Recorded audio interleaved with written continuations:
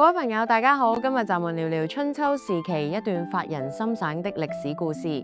主角是春秋五霸之首的齊桓公，還有佢嘅賢相管仲，匿疾病榻論仁的典故，藏住最通透的識人之道，也留着一個帝王嘅千古遺憾。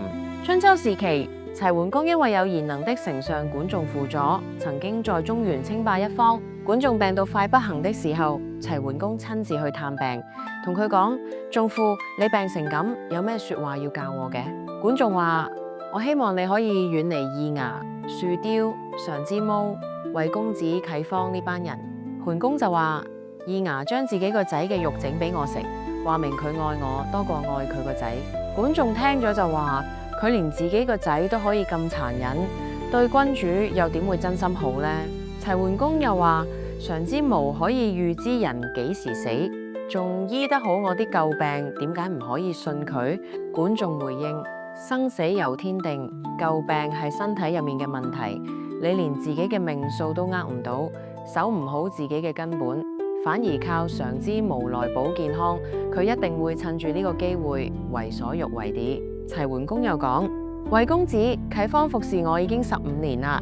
為咗我，佢老豆死咗，佢都唔返去奔喪，話明佢愛我多過愛自己父母，咁樣嘅人都唔可以信？管仲話：人最親嘅就係父母，佢連父母都可以咁無情，更何況對其他人？桓公覺得管仲講得有道理，就一口答應咗。管仲死咗之後，齊桓公就將呢4個人趕走咗。但係呢4個人走咗之後，桓公食嘢冇味道，瞓覺又瞓唔好，連上朝處理政事嘅心思都冇，仲舊病復發，辛苦到狗。不過因為管仲當初有吩咐，所以佢都唯有忍住。又過咗3年，桓公實在忍唔落去，就話：仲父嘅說話都太過火啦，呢4個人對我有好處，對國家又冇損害，於是就又將佢哋返嚟朝廷。第2年，桓公病咗，常之毛仲造謠話桓公將會喺某月某日死。跟住易牙、樹雕、常之毛就聯埋一齊發動政變，將桓公嘅宮門塞實，唔准任何人入出，仲喺宮外起咗3丈幾高嘅圍牆，仲斷咗桓公嘅飲食，最後將桓公活活餓死咗。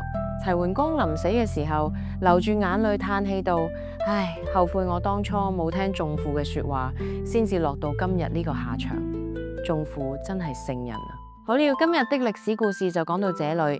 咁樣嘅識人之道，你是否也有自己的感悟呢？我哋下期再見。